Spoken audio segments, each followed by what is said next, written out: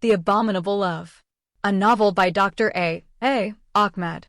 This is an intriguing epic story which resonates with love, resilience, courage, and sacrifice. Copyrights. All rights are reserved. No part of this book may be reproduced, stored in a retrieval system, or transmitted in any form or by any means without the prior written permission of the author, except by a reviewer, who may quote brief paragraphs for a review to be printed in a public newspaper, general magazine, school journal, or university article. This story is a work of fiction, but the entire novel is based on a real love affair between an Arab girl and an African boy. All names, characters, places, and events are either the product of the author's imagination or used literary. Therefore, any resemblance to actual people, living or dead, events, or locales is merely coincidental. Chapter 51. Life Threat Against the Brave Arab Girl. Kalaba neighborhood is the second most popular place where Sudanese students love to spend their evenings in Bombay. It is an immensely popular tourist site. Many visitors to Bombay are Arabs from Saudi Arabia, Kuwait, Oman, Muscat, and the other Gulf countries. Everything a foreign tourist needs to entertain himself is available in Kalaba. There are many Arabic restaurants there. There is also the famous five-star Hotel Taj Mahal Palace. It is built on the shore of the Arabian Sea. Everyone in Kalaba speaks Arabic and Hindi. Kalaba is also famous for its large commercial center. Moreover, the place is famous for having the most beautiful girls in Bombay. As a result, tourists who have no interest in sightseeing allow beautiful, slutty Indian women to become their main sexual attraction. 99% of the Arab tourists come in thousands every year to India to enjoy cheap sex with those local prostitutes. As people say, tourism for the Arab man is the woman. Everywhere they go in the world, the Arab tourists look for prostitutes and street hookers. For North Sudanese students, Kalaba is the place where they feel close to their Arabic culture. Besides, its strategic location made it the best playground for political and religious activities. Political and religious groups that have an article to distribute or a critical issue to discuss will stay up there late into the night. After having dinner at the International Students' Hostel, the foreign Sudanese students will proceed to Kalaba. On Sunday evening at 7 o'clock, the Communist Party issued its report on the fight between the brave Arab girl Insaf and the head of Ansar al-Sunnah Mohammadiyah. An hour later, the Muslim Brotherhood circulated another article on the same topic. The first article favored Insaf's courageous action and condemned the cowardly action of the religious leader of the al-Sunni al-Mohammadiyah community. The group in question put out a newsletter 3 hours after the incident. In their bulletin, they described Insaf as a Muslima who had converted to Christianity, God forbid, and an apostate girl who had fallen from the community of Abraham. They encouraged all Muslim students, foreign or Indian, to shed her blood and kill her as an apostate Muslima who became a Christian infidel. Moreover, they stated that their leader boarded the 9 p.m. train to New Delhi.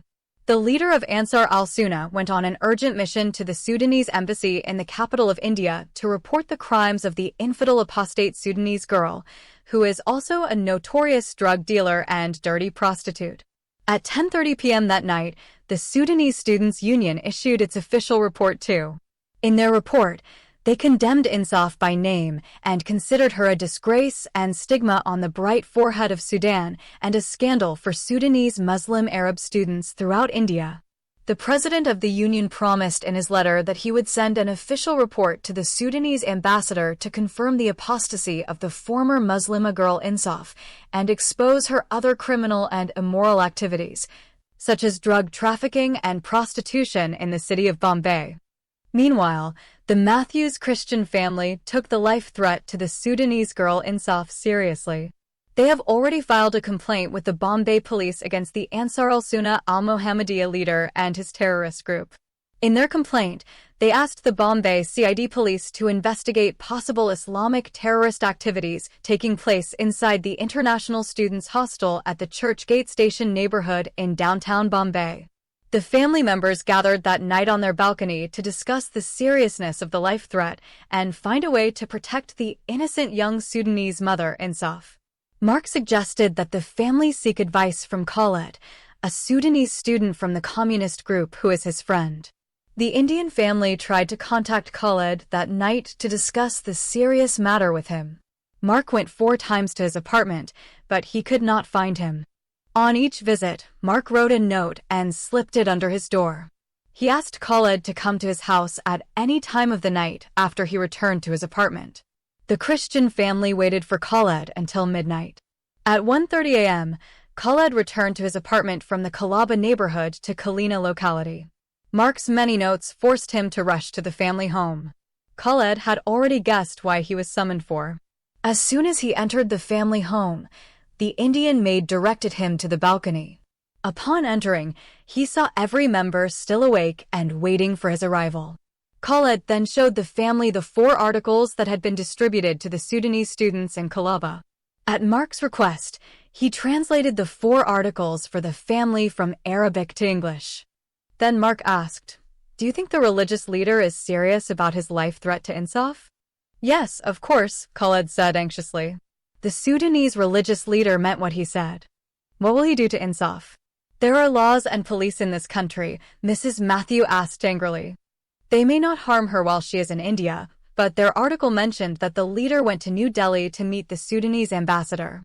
Lillian asked, "What can the ambassador do to Insaf?" "He may return her to Sudan." Mark asked, "Has the ambassador ever sent a Sudanese student to his country before?" "Yes, he did that twice." Mark asked again, "Amy of those 2 students was accused of apostasy from Islam and embracing Christianity, as Insaf did? None of them left Islam and converted to Christianity." Lillian wondered, then why did the ambassador deport them to their country? "The first case happened many years ago before I came to India. It was the case of an Arab girl from northern Sudan known as Shakia. She was accused of having sexual relations with several foreigners and Indians. So, they accused her of being a bad girl and prostitute. They said that she was riding motorcycles with Indian men and moving freely with Arab foreign guys. She also started wearing trousers and shirts. When Shakia traveled to New Delhi and tried to renew her passport, the embassy confiscated her passport and returned her on an emergency travel document to Sudan. The Sudanese ambassador sought help from New Delhi police to extradite her to Khartoum. The second case occurred only 6 months ago. It was a case of a northern Sudanese student named Salim Hassan Salim. His story was very tragic. He was arrested 2 hours before his flight to Sudan. He did not know that the embassy had already plotted his trip. Only his cousin, who was the assistant leader of Ansar al-Sunnah al-Mohammadiyah, and the 2 Indian police officers who arrested him knew about the secretly orchestrated conspiracy against him. The 2 Muslim Indian police officers had received bribes from his cousin to do this. The embassy was able to illegally obtain a certificate from a mental hospital in New Delhi, describing the poor mental health condition of the Sudanese foreign student, Salim Hassan Salim. While he was having dinner at the International Students' Hostel, he was forcibly taken into an unmarked police car and transferred directly to the Bombay International Airport. They did not give him a chance to change his clothes, say goodbye to his friends, or collect his luggage. Mark asked, why did they send him back to Sudan? Salim did not commit any crime. It was his family members who wanted him to return to his homeland because he had wasted many years in India without studying. He failed several times in his university exams. Then he dropped out of college and started living without doing anything. The youngest daughter of the Indian family, Emily, asked, "Do you think, Khaled, that the Sudanese embassy could conspire with that religious leader against Insaf and send her in the same malicious way to her home country?" "Yes, of course, it could do that. The embassy will definitely concoct some conspiracy very soon to deport her back to Sudan through the Indian police." Insaf is accused of committing extremely heinous crimes such as apostasy from Islam, conversion to Christianity, drug trafficking, and prostitution. When Khaled said those words, Insaf started crying. The Indian mother put her hands around her waist and hugged her very warmly. "Don't worry, my daughter Insaf," Mrs. Matthews said sadly, "we will not keep our hands idly and allow those terrorist Muslim religious fanatics to take you back to Sudan to execute you as an apostate Muslim girl." Her son Mark said, "I don't think anyone can extradite Insaf to Sudan because the Bombay Narcotics Police has her Sudanese passport. Moreover, she is still on pretrial." The Sudanese atheist student Khalid said, "Those terrorist Muslim fanatics have no regard for any foreign laws or concern for human rights. If they have the opportunity tomorrow, they will kidnap Insaf and deport her while she is handcuffed on the plane to her country, as they did to the Sudanese girl Shakia." After a long silence, Mr. Matthew said, "What I do not understand is, did that religious leader who went to the embassy to complain against Insaf because she converted from Islam and embraced Christianity, or because she slapped him in front of his aides?" Mark answered his father's question. "It is clear that this is because she converted to Christianity." Mr. Matthew continued with a second question. "What made you say that?" Mrs. Matthew said to her husband, "Mark is right. Insaf hit by her high heel and blinded that bad Sudanese student who insulted her in the criminal court, and no person legally sued her to the police or complained to the embassy." Everyone agreed with Ms. Matthews' conclusion. "Listen, Khalid," Mark said. "Insaf has become one of our family. Before you came here, we planned to send her to southern India. We have many close Malayali relatives in Kerala state. The only problem is that she is on pretrial in Bombay, and so she must be here. She has to appear in court every 2 or 3 months before the judge. What is the correct measure in your opinion to protect her from those Islamic terrorist groups?" I was talking with my communist friends about the issue of Insaf before I returned to my apartment today. We all agreed that she should apply for refugee status in India. If she is granted refugee status, neither the Sudanese embassy nor the Indian police will be able to force her to return to her homeland, Sudan. "What an excellent idea," Mark said excitedly. "How can she get refugee status?" Mrs. Matthew asked. "She must go to New Delhi and apply for asylum in India at the United Nations office. They will ask her to file her case and explain why she is afraid to return to her country." "Khaled is a very smart young man," Emily said happily. "Listen, my son Mark, you have to book a flight for me and Insaf to New Delhi tomorrow," Mrs. Matthew said. Mark said, "Okay, Mom." "Mom, I also want to go with you and my best friend, Insaf, to New Delhi," Emily said. "Okay, Mark, add Emily, too," said Mother Matthew. "Listen, Khaled, everything we discussed tonight, keep it top secret," Mark said. Khaled replied, "Of course, I will keep the matter top secret." Chapter 52. The Evil Conspiracy Against the Sudanese Arab Girl. The relentless appearances of the accused foreign Arab wife Insaf before the Indian judge of the Bombay Criminal Court has become monotonous, to the point that she can predict everything that will happen. The suspects gather in the courtroom, the judge enters, everyone stands, someone takes their attendances, the magistrate makes another appointment, and then everyone is asked to attend the next hearing day. Insaf was told by the other suspected foreign girls that this repeated process can continue for many years before the Indian judge will finally investigate their case and decide who is guilty and who is innocent among them. In one of these frequent court sessions, Insaf came to the criminal court with Mark and his wife, Lillian. She is carrying her baby Ding Jr. on her shoulder. The Indian judge came as usual and everyone stood on their feet. He sat down and they sat too. The clerk of the court came forward and announced their names, starting from suspect number 1 Christina until he reached suspect number 10 Insaf. The 10 suspects are an ugly, hunchbacked old Afghan man over 70 years old, his beautiful 23-year-old Indian girlfriend who refers to him my sugar daddy, a Nigerian man, for Sudanese girls, and 3 Sudanese boys. The old Afghan man was the one who sold drugs to the Sudanese girl, Christina, on the day of the mass arrest. His beautiful Indian girlfriend Radha Krishna is younger than his Afghan granddaughter Tahira. The beautiful and sexy Indian prostitute, Radha Krishna, cares about the money in his pocket rather than his ugly face and old age. As soon as she showed herself, Insaf took her little child and placed him on her shoulder. She knows her attorney will inform her about her next appearance date. As she stood up, she heard her name has been called again. The Indian judge shouted, "Insaf Silla al-Junaid." The Arab wife became surprised to hear her name being announced twice. She thought the court clerk has mistakenly pronounced her name again. Insaf answered loudly, "I am present, sir." The main judge said in a deep, commanding voice, "Is it possible for you to come here?" Then Insaf turned her face and looked for the person who has invited her to come forward. She is terrified when she discovered the source of the voice ordering her to come forward. Instead of coming to him, she sat on the same bench and remained silent. The Indian judge shouted at her, "Aren't you the suspected Sudanese foreign woman, Insaf Salah al-Junaid?" "Yes, I am," the Sudanese girl said in a trembling voice as she wept. The judge shouted angrily, "Come forward," then. Insaf stood up from the seat, carried her son on her shoulder, and walked slowly towards the angry Indian judge. "Come here quickly," the judge ordered in a hoarse voice like that of an ogre. The frightened Arab girl quickened her steps and then stood in front of him, her body trembling in terror. "Listen carefully to what I have to say to you," the judge continued, speaking seriously and in a loud voice. "I received this letter from the legal advisor of the Sudanese embassy. It was supported and endorsed by the Sudanese ambassador himself.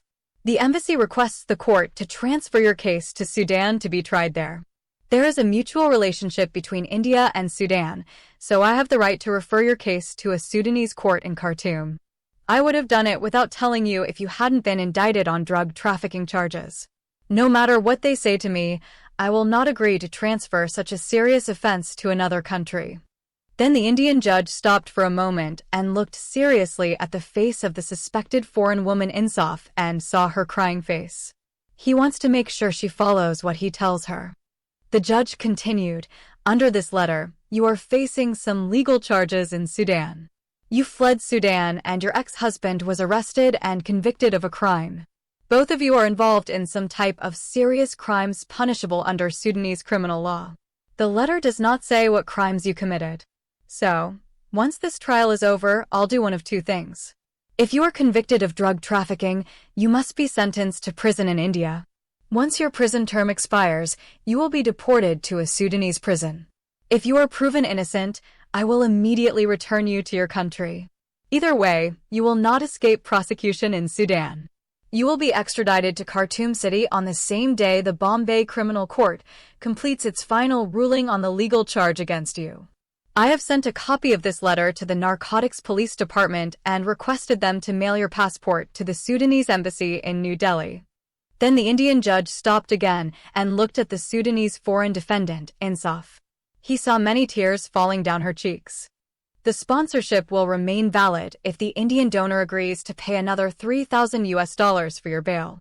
You have 1 week to contact the donor and inform him of the additional fees. If he is not ready to pay the rest of the amount, some policewomen will come to your place and take you back to the women's jail, and you have to stay there until this drug trial is over." As soon as the judge finished his instructions, Insaf felt as if a long, dark tunnel has suddenly been opened before her. She covered her face with one hand and began to cry bitterly. Mark and Lillian rushed to her and led her out of the courtroom by the hand. Outside the court, the sad Arab wife began to hear the joy and applause of the northern Sudanese students. As usual, they started shouting many insults at her. The Sudanese student who lost his sight on the left eye and became blind due to her attack with one of her high heels screamed at her and called her again, a disgusting whore with a big smelly pussy. "Your big pussy is bigger than the mouth of a well and can fuck a stick of a shepherd and my leg and hand at the same time." The Indian son Mark told her to ignore those useless Sudanese students. Then his Indian wife, Lillian, led Insaf by the hand until the three reached their car. The Sudanese students followed her to the car and formed a mob. At the same time, they are happy and thanked God for what their embassy did to the filthy apostate Muslim Sudanese woman and the notorious drug dealer who left Islam, embraced Christianity, and became an impure Christian girl. Therefore, they believed that the prostitute Arab girl Insaf brought shame to the bright name of their beloved country, Sudan, and also spoiled the name of their beautiful religion, Islam. On that day, Mrs. Matthew and Insaf have no choice but to travel by the Rajani fast train from Bombay to New Delhi. Mark tried to find a flight for them, but all the planes to New Delhi are fully booked for the week. The Sudanese embassy's letter to the court forced them to go to the United Nations office in New Delhi and seek its assistance. The accused, Insaf, who received a death threat, had already applied for refugee status a month ago when she traveled with her Indian mother, Mrs. Matthew, and her Christian sister, Emily.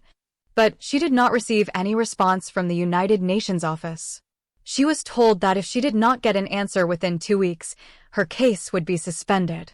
Unless she provides additional information to support her application for refugee status in India, a final decision in her case will not be reached.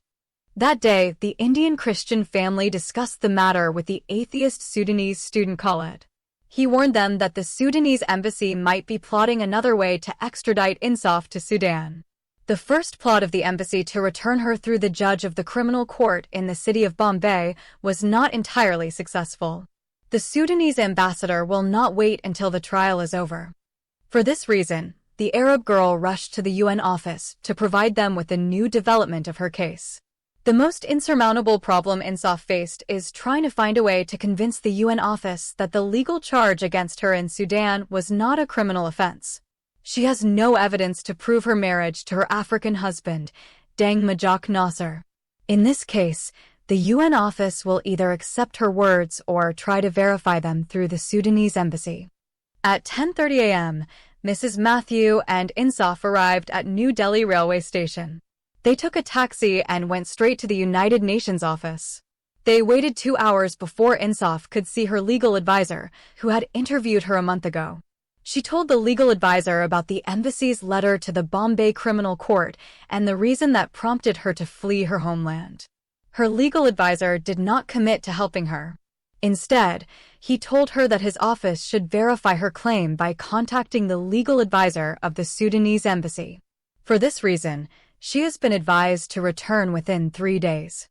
Mrs. Matthew and the Arab girl decided to stay in New Delhi until they get the final response from the UN office. They spent those 3 days at the YWCA Center. On the appointed day, the Indian mother, Mrs. Matthew, and the Sudanese wife, Insaf, returned to the United Nations office. This time, the legal advisor invited Mrs. Matthew to attend the meeting with Insaf. When he offered them seats, the officer began to inform the applicant Insaf of the outcome of his investigation. The officer said very politely, "I have received an official letter from the legal advisor of the Sudanese embassy regarding your criminal case in Sudan." In his letter, he answered all my questions. His letter stated that the Sudanese woman, Insaf Salah al-Junaid, was tried and convicted of murder in Sudan. The criminal court in Khartoum sentenced her to death by hanging. A week before the day of the execution, 2 policemen took the condemned girl Insaf to the hospital to perform a mandatory pregnancy test. At the hospital, her ex-husband assaulted the 2 policemen. He managed to knock down one of them and detain the other. In this way, he helped his condemned wife, Insaf, escape from the police and the hospital. He was shot by a policeman. Before he assaulted the 2 police officers, the ex-husband prepared all the necessary travel papers for his convicted wife's trip from Sudan to India. The Arab wife shouted angrily, "These are lies." The UN employee replied, "I know the other version of your story, but I cannot ignore the official letter which is sent to me by your embassy. Moreover, they sent me a copy of your death sentence." The wife, Insaf, said while crying, "Sir, the death sentence was correct, but I obtained a presidential pardon from the president of Sudan. Do you have any evidence for this claim?" "No, sir. I have no evidence to prove my claim." "Do you admit that you killed a woman in Sudan?" "Yes, I killed her because she was a pimp who wanted to blackmail me sexually and force me to commit adultery with her rich clients." "But your lawyer was unable to convince the criminal court that you killed the woman for your honor." "Yes, she couldn't." "In this case, I regret to inform you that your application for refugee status in India has been rejected by the UN office, and we cannot accept any further appeal from you." The Arab girl, Insaf, put her hands over her mouth and covered her face. Then she started crying loudly. Mrs. Matthew put her hands around her and hugged her. Then she looked at the legal advisor with teary eyes and said to him, "Please, sir, Look at her tears and the little child she is now carrying in her arms and help her. I'm sorry, ma'am. The United Nations office does not help criminals fleeing from justice. Thus, the UN legal official in India concluded his last words with impudence. Chapter 53. When all doors of escape are closed in her face. After her application for refugee status in India was rejected by the United Nations office in New Delhi, the Arab wife Insaf realized that her insurmountable problem has expanded beyond the ability of the Indian Matthew family to solve it. How can they help her escape from the law? She can escape and hide somewhere in India. However, she resisted this temptation because it might put the good Christian family in trouble with the Indian law. The Arab girl is determined to remain loyal to Mrs. Matthew and to her son Mark, no matter what the cost. Therefore, the Sudanese wife Insaf, the rejected asylum seeker, returned to Bombay with her young son Ding Jr. and the good Christian lady, Mrs. Matthew, and began to await her inevitable fate. During her next appearance, the Indian judge promised to hold the trial within 1 month. He justified his decision based on receiving numerous requests from the Sudanese embassy regarding the 6 Sudanese students. The embassy opined that innocent foreign students should not miss another year of college, while the guilty must be convicted and punished for their heinous crimes of smuggling drugs from India to other countries. In addition, the legal advisor of the Sudanese embassy revealed to the judge of the Bombay Criminal Court the murder of the evil pimp, Haja Shah, for which Insaf Salah al-Junaid was tried and convicted in Khartoum. Accordingly, the Sudanese ambassador asked the court to cancel Insaf's bail and keep her under strict supervision. The judge accepted the request and increased the bail to 700,000 Indian rupees, which equivalent to $21,000. Mrs. Matthew and her son Mark agreed to pay the additional amount. The judge promised to give each defendant's lawyer a day to represent his client's defense. For this reason, 4 weeks were allocated for defense. In the 5th week, the court must issue its decision on the drug charges against the 10 suspects. In addition to the 7 suspected foreign students, there is the elderly Afghan man who sold drugs to the Sudanese foreign student, Christina. There was his beautiful teenage Indian girlfriend, Radha Krishna, who was arrested with him on the same day of the mass arrest. For her, he is a red herring and sugar daddy because he is a filthy rich drug lord. The old Afghan man had smuggled himself across the India-Pakistan border and became a refugee in India. He is 75-year-old and his Indian girlfriend is only 23-year-old. Dang's wife, Insaf, is the only suspect who came to India on a tourist visa. By then, all 9 suspects had been released on bails paid by their relatives and friends except for the born-again Sudanese Christian foreign student, Adam. He is the only one who remains in prison because there is no one in his church to save him from the depths of the Indian death camp through bail. Even though his family in Sudan learned of his imprisonment and knew that their son was innocent, they still did not have the financial means to pay even $100 to help him get bailed from the notorious Indian dungeon. For 4 weeks, Mrs. Matthew and her son Mark left no stone unturned in their attempt to save Insaf from her inevitable fate. They contacted several churches and Christian institutions inside and outside India and sought their help. Unfortunately, none of the Christian organizations, even those in Europe, America, and Canada, are willing to help. Some leaders of international Christian institutions and pastors of the Christian Church in India advised Matthew's Indian family to cancel the bail of the suspected Sudanese young woman and return her to jail. Despite this, the good Indian Christian family did not give up and continued trying to find an escape for her. They helped the Arab wife, Insaf, to speak on the phone with her African husband, Dang, and with her former Sudanese lawyer, Siham Khalil.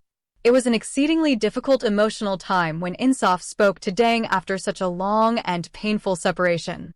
She couldn't say a word to him without crying.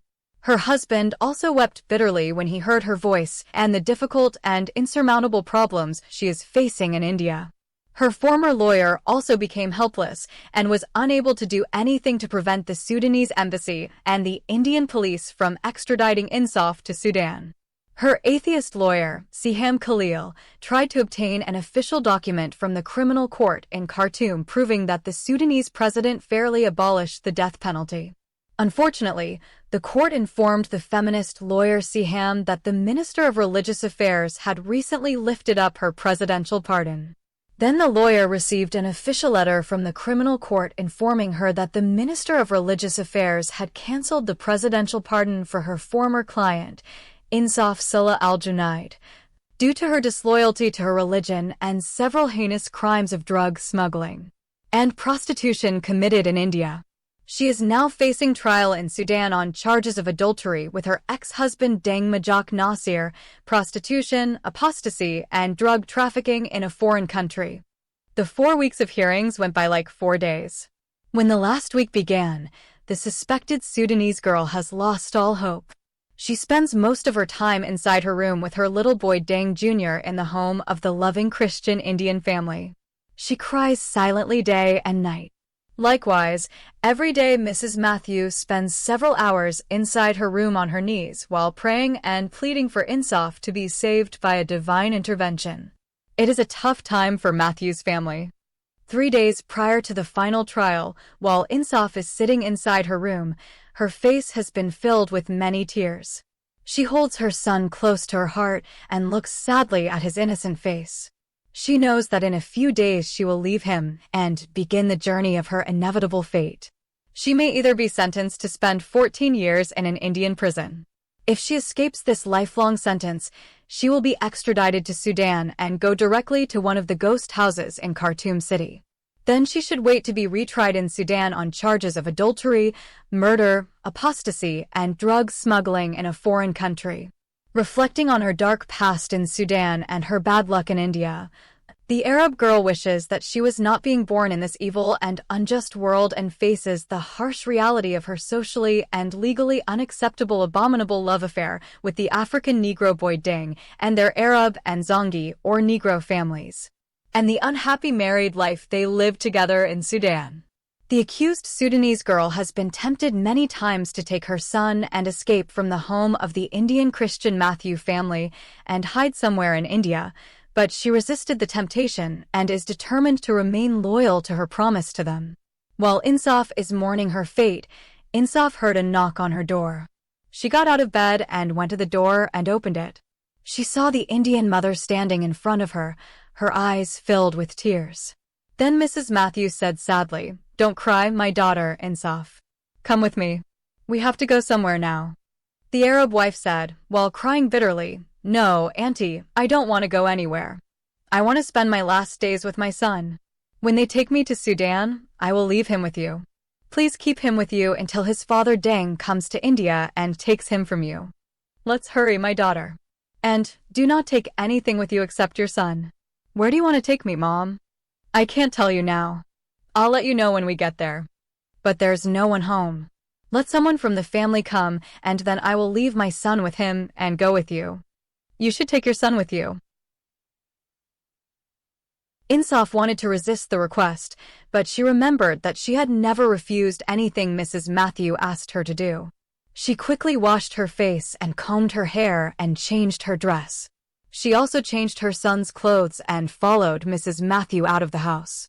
Once the three of them reached the main street, Mother Matthew stopped a taxi and spoke to the driver in Hindi. Insaf was unable to understand what the mother said to the driver. She obeyed Mrs. Matthews' leading hand and sat with her in the back seat of the cab. Mrs. Matthews' face looked serious and tense. The taxi gained speed as soon as it left the internal street and entered the city's highway. Insaf felt that Mrs. Matthew was planning to take her somewhere and hide her from the court. If that is her intention, she decided not to obey her.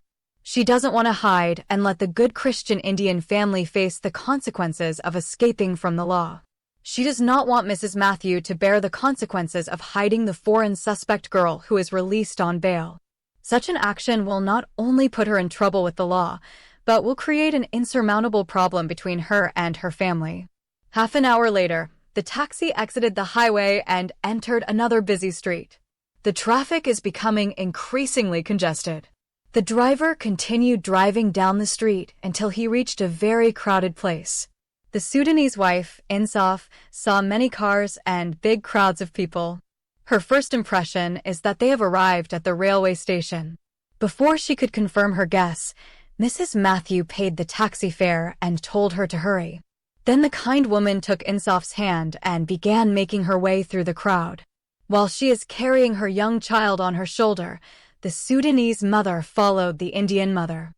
"Hurry up, my daughter," said the kind Christian mother, dragging the Sudanese wife with her. Insaf quickened her steps and followed her auntie until she reached a less crowded area. She realized they have entered a restaurant. Mrs. Matthew occupied a table and asked Insaf to sit near her. Then she took the menu and asked her to choose what she likes to have for dinner. "I have no appetite," the Sudanese girl said. "You have to eat something and feed your baby too," Mrs. Matthew insisted. When Insaf remained silent, the Indian mother waved her hand to the waitress and placed 2 orders for the day's dish, biryani with rice and chicken meat. Then she leaned towards the accused Sudanese foreign mother and began whispering in her ear. "My daughter Insaf, tonight you and your son will travel by plane from India to a foreign country. Everything has been arranged for your overseas trip." The Sudanese wife immediately replied, "No, mother, I cannot do that. I don't want to get you into trouble with the police. Moreover, your husband, your son Mark and his wife Lillian, and your daughters will put all the blame on you. You don't have to worry about my family or the police. My son Mark is with me on this plan. No one knows about it except him and me. He'll be here any minute. But I do not have a Sudanese passport, and I do not know anyone in any other country. Where should I take my little son? You are traveling to your husband Deng in London. He is already in England. We will give you the name and address of the hospital where he is staying." "How did you know that?" "My son Mark called your husband on the phone and obtained this information from him." "But Mark did not inform your husband of your arrival." "But how can I fly without a passport?" "This is the passport for you. It's my daughter Emily Matthews' passport. You will travel in her name. Your son Deng Jr. has been added to the passport as well. But I don't look like Emily. Anyone who sees her photo in her Indian passport will know that it is not mine. This Indian passport has your photo." "But Mom, this is wrong." "What is more morally wrong, killing an innocent girl like you or changing the photo in the passport?" "But I don't have a visa to go to London. This passport contains a 6-month visiting visa to the United Kingdom." Insaf wanted to make more arguments and objections, but Mrs. Matthew pinched her hand, indicating that the Indian waitress is nearby and she might hear their conversation. While the waitress is placing the orders on the table, the Arab girl saw that Mark has come and stood behind his mother. When the waitress left, the son sat on the other side of the table, facing his mother and Insaf. Then the Indian son asked in a deep voice, "Mom, have you explained everything to her?" Insaf quickly told Mark, "Yes, she told me your plan, but I don't agree with this idea. I don't want to get you and your mother in trouble with the law, Mark. My conscience won't let me do this to you. The only problem for us will be if they take you to Sudan and kill you there," Mark said sadly. "But you and your mother will go to jail for helping me escape. At most, they might take the bail money. I will tell the police that you ran away when no one was home except my sleeping mother. With your son, you ran away." Mrs. Matthew said, "Yes, I will tell the police officers that I was asleep when Insaf left my house. But everyone will think badly of me. The church and all your friends and relatives will think that I have betrayed you." "My daughter, Insaf," said Mrs. Matthew in a sad voice, "they have all already formed a bad opinion of you. Everyone in the church, our friends and relatives, have asked us to cancel your bail and send you back to jail. To them, you are a wolf in sheep's clothing. Many of them have changed their opinion of you and started accusing you of being a murderous girl, a professional prostitute, and a notorious drug dealer." Mark said, "Listen, Sister Insaf, my mother, and I know your moral integrity and innocence, and therefore we are willing to take any risk to help you." The Sudanese sister wanted to express her feeling of gratitude to the noble Indian brother Mark and his loving Christian mother, but her words failed her. She just let her tears speak on her behalf. Mrs. Matthew patted her head and kissed her cheek. Then she hugged her and started crying with her.